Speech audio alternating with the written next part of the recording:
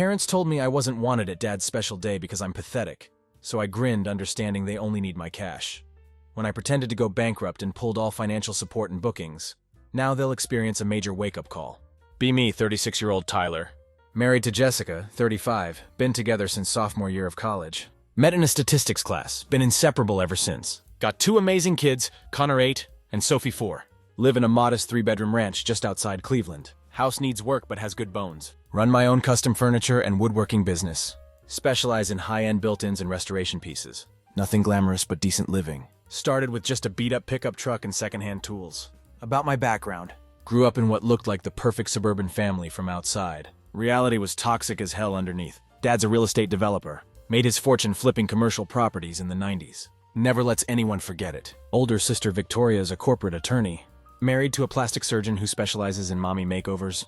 Clientele is all wealthy soccer moms. Younger sister Ashley's in pharmaceutical sales. Drives a company BMW. Lives in downtown condo our parents helped her buy. Growing up, our house was like a museum. Expensive furniture you couldn't actually sit on. Formal dining room used twice a year. Mom constantly redecorating to keep up with country club friends. Was always the black sheep. Chose to work with my hands instead of chasing fancy degree. Don't get me wrong, went to college. Got a business degree. Discovered I loved building things during summer construction job. Parents never forgave me for choosing blue-collar path. At family gatherings, they'd introduce my sisters. Full job titles and accomplishments. Then just gesture vaguely at me. And that's Tyler, he's in woodworking. Like it was temporary phase I was going through. At 36 years old, it all came crashing down on a Thursday morning back in March. Normal day, had just dropped kids at school. Connor forgot his art project, so we had to go back for it. Made us late as usual. Stopped at this local bakery I like before heading to work. Had a library renovation job for a doctor's family. Standing in line, scrolling through phone, checking supply orders when it buzzed. Notification from family group chat titled Mom's Birthday, flashing on my screen. For context, Mom's birthday is a huge deal in our family. She expects full weekend celebration. Expensive gifts, the works. Last year, Sister Victoria took her to spa retreat in Arizona. Cost more than my first truck. Usually try to do something thoughtful. Can't compete financially. Last year I restored antique jewelry box she'd mentioned wanting fixed. She thanked me. Then it disappeared into closet somewhere. Opened the chat expecting usual chaos about cake flavors. Or outfit coordination. Yes, they actually do that. Instead I see this message from my dad. Don't come to Mom's birthday party. The whole family doesn't want you there. You're a loser. Just stared at it. No emojis, no cushioning. Just this bomb dropped in middle of family chat. Bakery worker had to call my name twice. Was so shocked. After initial gut punch, I actually smiled.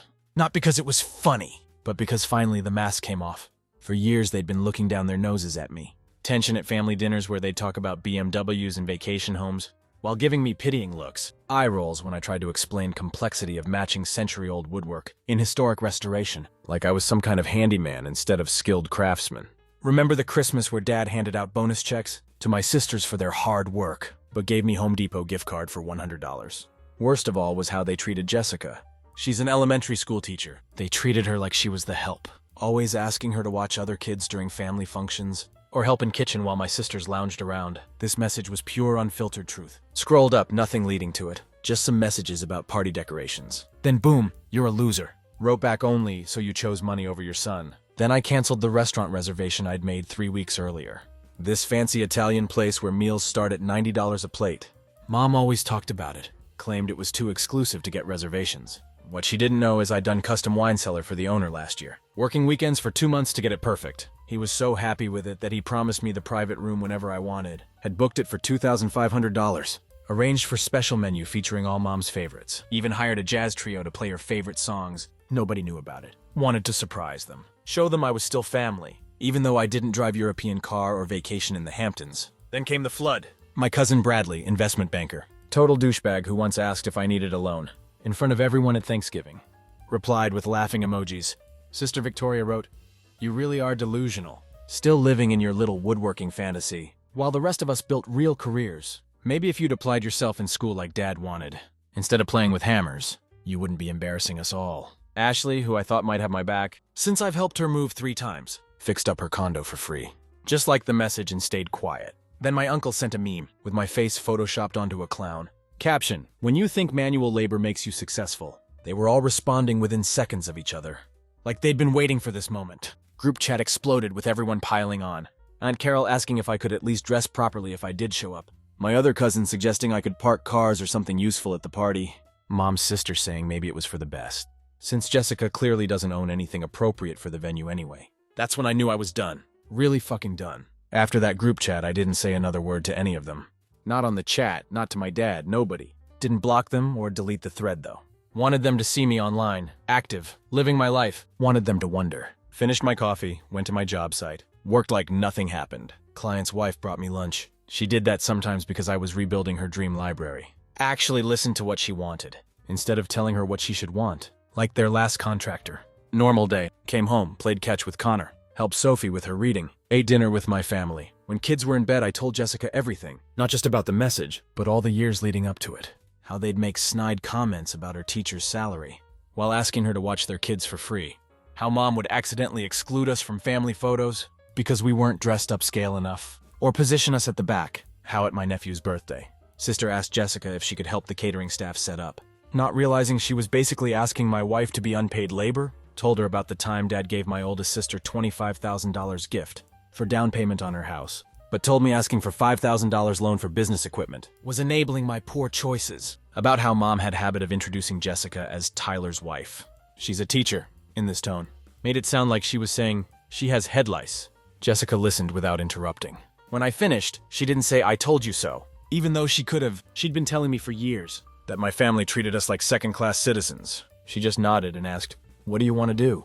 That moment right there. That's when I realized what I had. Most of my family would never have someone who had their back. No matter what, they were all too busy climbing over each other to get to the top. Throwing each other under the bus to impress Dad. My older sister literally scheduled her wedding during my younger sister's college graduation. To steal the spotlight, they were that kind of family. Told Jessica I didn't just want revenge. Wanted to show them that money isn't everything. That they'd thrown away the only person who ever genuinely cared about them, rather than what they could provide. So what's the plan? She asked. That's when it started to take shape. First, I contacted my buddy Mason, who runs a digital marketing agency. We played football together in high school. I'd renovated his basement into killer home office the previous year. At cost because he was between jobs, asked him to help me build proper website for my woodworking business.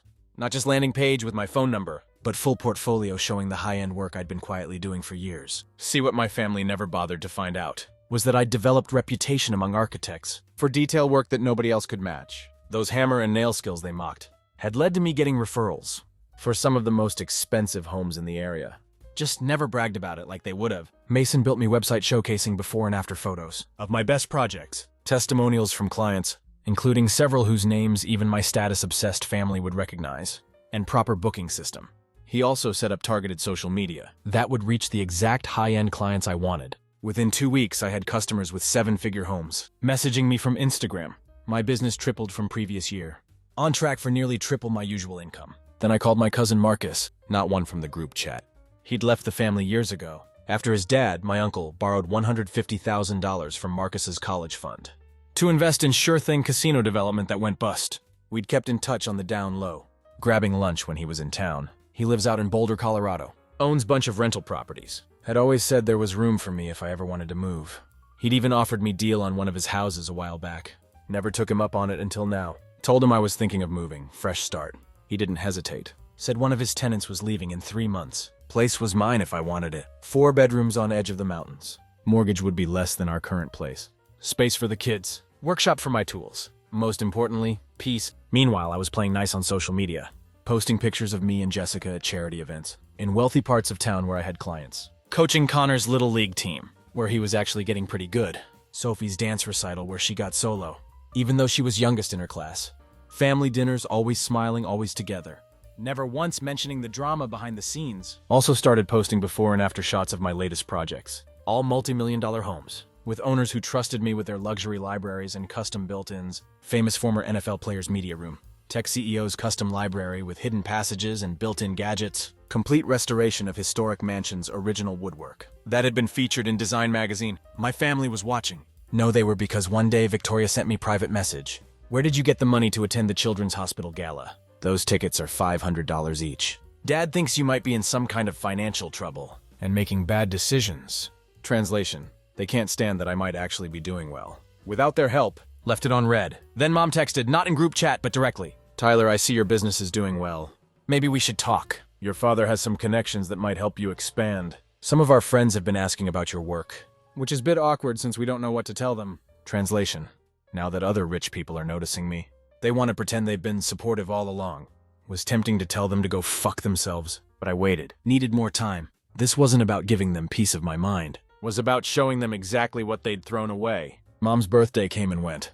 Didn't show up, obviously, but I heard about it after. Ashley got in touch a week later. Said the energy was weird, that people kept bringing me up, that Dad was quieter than usual. Apparently, Dad had been telling everyone I'd have meltdown and cause scene. So when I didn't show up at all, he looked like an asshole. She also mentioned that the party was at some mediocre steakhouse, because Dad claimed the reservation he made at somewhere special fell through. When I heard that, I nearly spit out my coffee. The $2,500 deposit I lost on that Italian place was worth every penny. Just to imagine their faces when they ended up at Outback or whatever. Mom kept checking her phone all night, Ashley said. She barely touched her food. Good. Let that sink in. 2 weeks after Mom's birthday, the silence finally broke. Hadn't texted anyone, but hadn't blocked them either. Wanted them to see me online, active, living my life. Wanted them to wonder. Then my dad texted, "Your mother's been crying.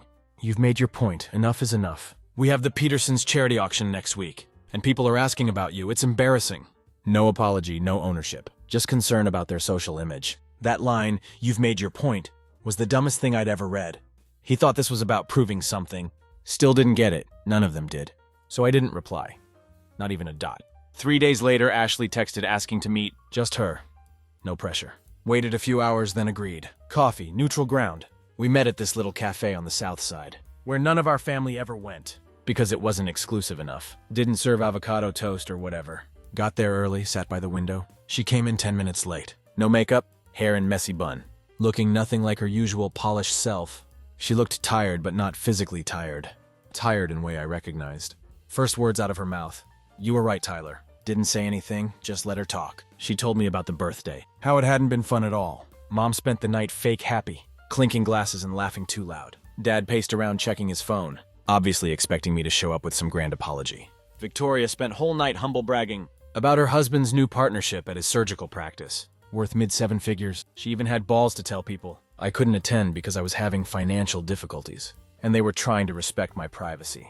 This from a woman who once asked me to custom build her bathroom vanity for free, as family favor, while wearing watch that cost more than my truck. Ashley said worst part was when Mom opened her gifts. Designer handbags, jewelry, spa vouchers. Then she got to small box from our Aunt May, whose only decent one besides Marcus was handmade photo frame. With picture of Mom and all 3 of us kids from when we were young. Mom burst into tears and had to leave the table. Dad followed her out and came back alone 20 minutes later, claiming she had migraine.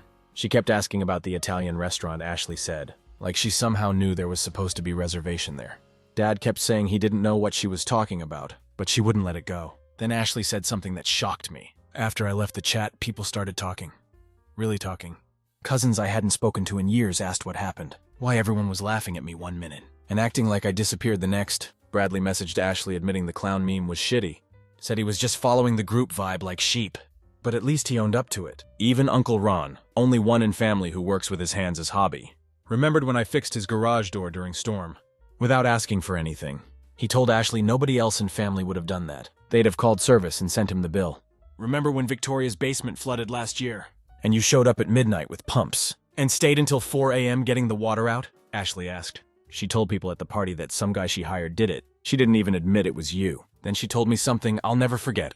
Mom said you were the one who always needed help. But now that you're gone, everyone realizes you were the one who always gave help. You're the only one who ever actually shows up when someone needs something, not just when there's something to gain. That hit me hard, not because I needed recognition, but because I hadn't realized how much I was giving to people who never gave back. Ashley went quiet after that. She didn't ask me to come back or defend anyone. She just looked at me and said, "They only loved you when you were useful to them." Dad's been calling all your old clients, trying to find out who you're working for now. And Mom's been showing people your Instagram posts of the luxury homes you've renovated. Like suddenly she's proud. It's disgusting. You know what Dad said at dinner last week? She continued. He said, "Tyler is finally learning how to make connections with right people. Took him long enough to listen to me. Like your success is somehow because of his advice, not in spite of it." That's when it all clicked. I wasn't the problem. I'd never been the problem. I was just the easiest person to blame. When the system started breaking down, they built their version of family on status, money, and appearance. The second I stepped out of that mold, but started succeeding on my own terms, they couldn't handle it. Left that cafe feeling strange. Not angry, not vindicated, Just clear, like fog had finally lifted. After talking to Ashley, I didn't go home angry. Didn't call anyone to vent or type out some long message I'd never send. Just sat in my truck in the parking lot, staring at the gray sky, feeling clearer than I had in years. There wouldn't be big confrontation or blow up. I didn't want that. What was coming wasn't a moment. It was movement. Slow, deliberate, unmistakable. Started with the company. New branding Mason helped with had already doubled my client base. Now I went all in. Invested $20,000 in targeted ad campaign, focusing exclusively on wealthiest neighborhoods. Hired part-time administrator to handle bookings and billing. Started documenting projects with professional photography and drone footage. Even hired videographer to do mini documentary. On $1.2 million library renovation I did for local CEO, video went mini viral in our area. Getting shared among exact crowd my parents desperately wanted to impress. Started getting calls from their friends, people whose homes I'd never been invited to. Despite growing up in same circles, one woman, close friend of my mother's, hired me to redo her master bathroom. Couldn't stop talking about how Marion never mentioned how talented you are. Never mentioned my family, but it was all there. The success, the growth, the respect. And people noticed. Cousins who'd ignored my texts for years suddenly started following the business account. Victoria started liking my posts again. Always the ones where you could see expensive homes in background. Dad even called the business line once, hanging up when my new assistant answered. Ignored it all. Instead, I posted cryptic photo that seemed normal, unless you were paying attention. Stack of moving boxes with caption, "New chapter loading." No location, no explanation, just enough. Ashley texted the next morning. "Wait, are you moving?" "Mom's freaking out." Didn't answer. What they didn't know was that I'd been making power moves behind scenes. Remember that client whose library I renovated? He was so impressed that he offered me partnership opportunity. Funding to expand my business into high-end home automation integration. We're talking whole house systems for multi-million-dollar properties. $500,000 investment for 25% of new division. Took it, signed the paperwork on Thursday. Didn't tell soul except Jessica. The investor David had connections in Boulder too. Turns out it's becoming hotspot for wealthy remote workers, looking for custom smart homes in beautiful settings. Plan was perfect. Expand the business there. Build new life away from toxic family dynamics. Actually enjoy watching my kids grow up. Without constant judgment. Meanwhile, Jessica and I spent our evenings sorting, selling, and packing. Donated half our furniture and sold rest online. Connor and Sophie helped pack their toys. We let them draw on the boxes. Their excitement made everything easier. Kids don't grieve the way adults do. They don't see what's being left behind, only what's ahead. Every so often, Jessica would ask, "Are you scared?" Every time I'd say, "I've never been more certain of anything." The Boulder house would be ready in 6 weeks. Marcus sent photos, fresh paint, polished floors. Backyard with maple tree big enough for tire swing? Workshop 3 times the size of my current garage. It was everything I never knew I wanted. Quiet, green, wide open. No one around to tell me who I had to be. Week before the move, I opened family group chat one last time. Messages had returned to normal. Photos of Victoria's husband's new Porsche. Mom's plans for summer trip to the Hamptons. Restaurant links to places with $200 tasting menus. My name hadn't been mentioned in weeks, like I never existed. Didn't post anything, just quietly left the chat. That was beginning of real avalanche. Ashley called first, straight to voicemail. Then the texts started coming in. "Victoria, what's going on? Mom says you're selling your house." "Mom, we heard you're moving. Can we talk before you leave? Your father has some business contacts in commercial renovation. He thinks might interest you. Always about money and connections. Never about me as person." Didn't answer, let it sit. Dad texted again. "You're overreacting. Enough is enough. I heard about your new partnership with James Miller. Why didn't you come to me first?" "I could have gotten you better deal. 25% is highway robbery. You're leaving money on the table because you're too stubborn to take advice." How the hell did he know about the partnership? Hadn't told anyone except Jessica. That's when I realized they'd been digging into my business, probably calling around to mutual acquaintances, trying to figure out how I was suddenly succeeding. Without their help. Still no apology, still same tone. Like I owed them something. Like the years I spent trying to earn their love didn't matter. The second I stopped trying, but they weren't the only ones watching. Something was happening behind the scenes. My aunt, who hadn't spoken to me in years, sent note, thanking me for helping her neighbor with his roof. 2 summers ago when tree fell on it during storm. Barely remember doing it. She ended with, "You always show up when people need you. Not just when there's something in it for you." Bradley sent another message, longer this time. He admitted the meme was cruel. Said he got caught up in group energy. Didn't realize how messed up it was until later. Said his marriage was falling apart because his wife was leaving him for someone who actually gives shit about her as person. Not just a status symbol. Said he respected what I was doing with my life. Wished he had guts to cut ties too. Then came weirdest message from my sister Victoria's husband. We'd never been close. He always treated me like I was the help. When I came over to fix things around their house, but he sent long text about how he'd never seen anyone. stand up to my dad before, how he was suffocating under family expectations, how he sometimes wished he'd chosen a different path. It was bizarre coming from Guy, who seemed to embody everything my family valued. Read these messages twice, then archive them all. Didn't need apologies anymore. I needed distance. Night before the move, my phone exploded with calls from my parents. Let them all go to voicemail. Dad's message was predictably self-centered. This is ridiculous, Tyler. You can't just move across the country without discussing it with the family. What about your mother's feelings? What about your responsibilities here? Who's going to take care of the house when something breaks? This is just selfish. Mother's message was worse. Tearful, manipulative. Tyler, please call me back. I don't understand what's happening. We've always supported you even when you chose that career. We just want what's best for you. Please don't do this to me. I'm your mother. The audacity was astounding. They still saw themselves as the victims. The move was set for Friday. Rented truck, loaded it ourselves. With help from few close friends. Didn't say word to the family. No goodbyes, no forwarding addresses. Just gone. But I did leave one last breadcrumb. 3 days before the move, I incorporated my business in Colorado. Filed all paperwork publicly with my new address clearly listed. Then I updated business website with our new location, now serving Boulder and surrounding areas, along with picture of me standing in front of Blue Ridge Mountains. Knew they'd see it, they were too nosy not to look. Then just before pulling out of driveway, posted final photo on my personal account. Our empty living room, sunlight on the floor. Caption: sometimes leaving toxic people behind is only way to grow. Family isn't about blood or money. It's about who actually gives damn when it counts. Then I turned off my phone. They didn't realize I wasn't running. I was finally walking in right direction. We hit the road around 8 a.m. Overcast, cool, perfect weather for leaving everything behind. Jessica drove the SUV with kids, while I followed in rental truck, windows down, one arm hanging out. No music, didn't need soundtrack, just hum of tires on asphalt, and silence between towns. Drive to Boulder took almost 8 hours, but felt like minutes. No second guessing, no what-ifs. Just this strange peace that grew deeper. The further we got from Ohio, like weight lifting from my shoulders, that I hadn't even noticed was there. Halfway there, we stopped at Roadside Diner. Connor asked if Grandma and Grandpa would visit us in our new house. Told him maybe someday, but not right away. Sophie asked if that made me sad. Had to think about it before answering. Honestly, no, sweetheart. Sometimes people can love you but not be good for you. And that's okay. Marcus met us at new house with spare set of keys and 2 pizzas. Place was even better in person.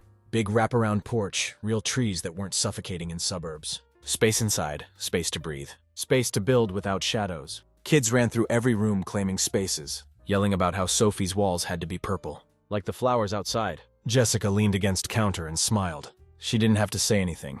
I knew she felt it too. That night after kids passed out on sleeping bags and half-built bunk beds, I sat on porch and turned my phone back on. Messages poured in.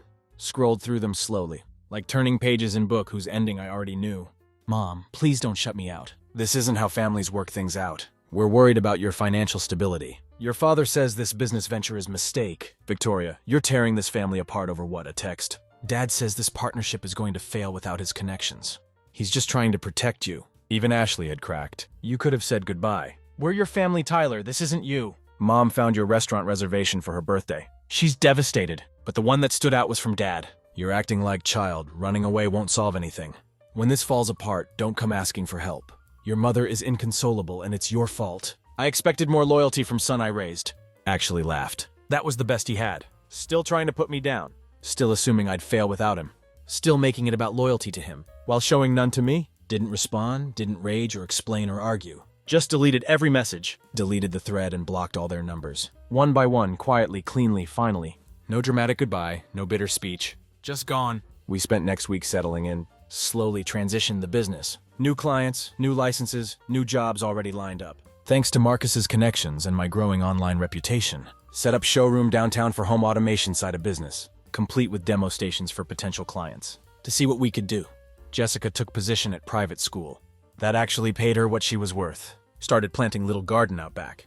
Kids made friends on our street within days. We met neighbors who invited us to community cookouts, without caring what we wore or what cars we drove. Wasn't instant magic, but it was ours. No one here cared about my last name, or who my parents were. They just knew me as Tyler, the guy who built amazing things, and played catch with his son in backyard. Then strange things started happening. Messages from old friends back home. Hey, your mom was crying at country club lunch, saying you cut off whole family, what happened? Your sister posted this long thing about forgiveness and family loyalty. Are you okay, dude? Your dad is telling everyone you had breakdown after business failure. He's offering to help anyone who knows where you are. It's weird. That was their narrative. That I'd lost it, that I needed help. That I'd failed because they couldn't admit the truth. That I'd broken something they assumed I'd always be too loyal to walk away from, but I hadn't lost anything. I'd finally found peace, and nothing they could say, no rumor they could spread, could take that away. Because for first time in my life, I wasn't living in reaction to them. I was just living. 1 year in Boulder changed everything. Wasn't just new beginning. Felt like someone had quietly handed my life back to me. The business exploded. Home automation partnership brought in clients I never dreamed of having. Pro athletes, tech executives buying mountain retreats, old money families renovating century-old estates. We cleared $1.2 million in revenue that first year, with projections to hit $2 million the next. Hired team of 15 guys, all skilled craftsmen, who took pride in their work. Jessica was thriving at her new school, where she was actually respected for her teaching skills, not treated like she had chosen fallback career. Connor made the travel baseball team and was crushing it. Sophie got accepted into competitive dance program. We bought second property, small cabin by lake as weekend getaway spot. For first time ever, there was no weight on my chest when I woke up. No pressure to explain myself. No silent scoreboard where I was constantly losing, just because I chose different path. Barely thought about my family back in Ohio honestly. They felt like they belonged to different life. Occasionally, I'd get messages through mutual friends. Someone heard my dad was telling people. I got lucky with business connection. Or my mom had been asking around about Boulder real estate prices. Ignored it all.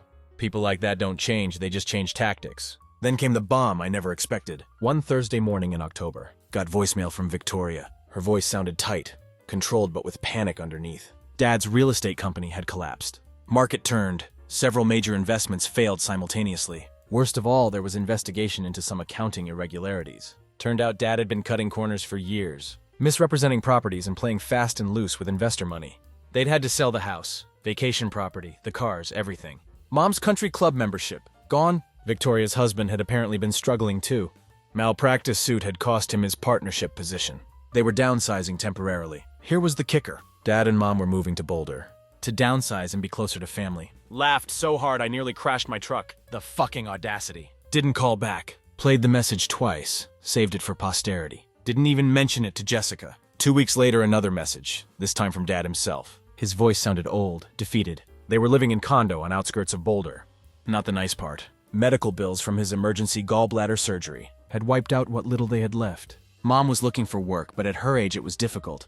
He asked if I could find it in my heart to help them out. Maybe job for Mom at my office. Some contractor work for him as consultant. The man who had called me loser, who had told me woodworking wasn't real career, was now asking me for woodworking job. Saved that message too, didn't return it. Then came the text from Mom. Tyler, please, we're family. We've lost everything. Your father's too proud to beg, but I'm not. We need help. Victoria can't help us. They're underwater on their mortgage. Ashley got laid off. You're our only hope. Showed it to Jessica that night after kids were in bed. She read it twice and looked at me. What are you going to do? I smiled. Nothing. 2 days later, I was at client meeting downtown when I spotted them. They were coming out of budget diner. The kind with $7.99 lunch specials. My mother looked thinner than I remembered, older. Her designer clothes replaced by off-the-rack basics. My father walked with slight stoop now, his arrogance physically deflated. They didn't see me. Watched them from across street as they climbed into used Hyundai.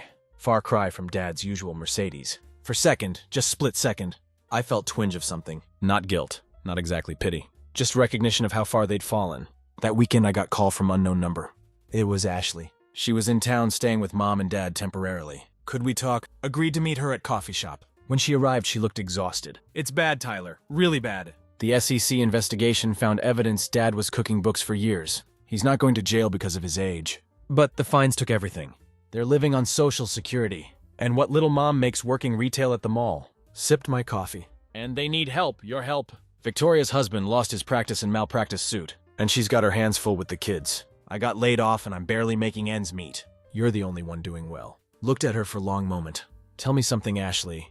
When Dad texted me that I was loser and shouldn't come to Mom's birthday, when all of you laughed and sent memes, where was this family loyalty? She had decency to look ashamed. We were wrong, so wrong. But Tyler, they're old, they've got nothing. Leaned forward. Do you know what I realized this past year? That all my life I've been the emergency fund, the handyman, the emotional support, but never the success story. Never worthy of respect. Until I walked away and built something. They couldn't take credit for... So you're just going to leave them with nothing out of spite? Smiled. Not out of spite, out of self-respect. The next day I sent text to my mother. There's a small 2-bedroom house for rent on Maple Street. $1,100 per month. The landlord is expecting your call. First month's rent is paid. That's all you get from me. Didn't wait for response. Blocked her number right after. 2 weeks later, Marcus told me they'd taken the house. It was small, basic but clean, and in safe neighborhood.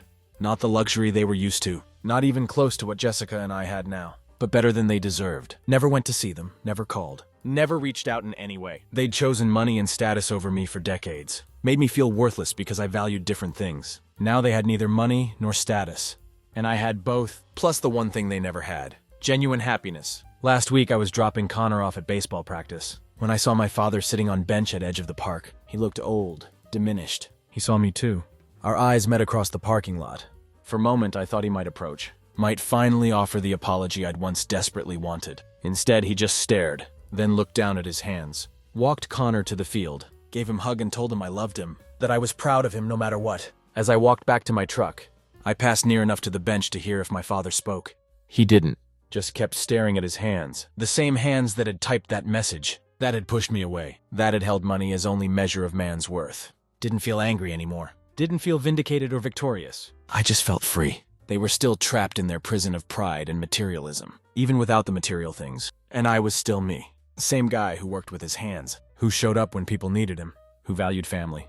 But now understood that family isn't just about blood. Sometimes when I see them around town, my mom scanning coupons at the grocery store, my dad sitting alone at the public library, I think about how easily they could have had relationship with their grandchildren, how they could have been part of our lives.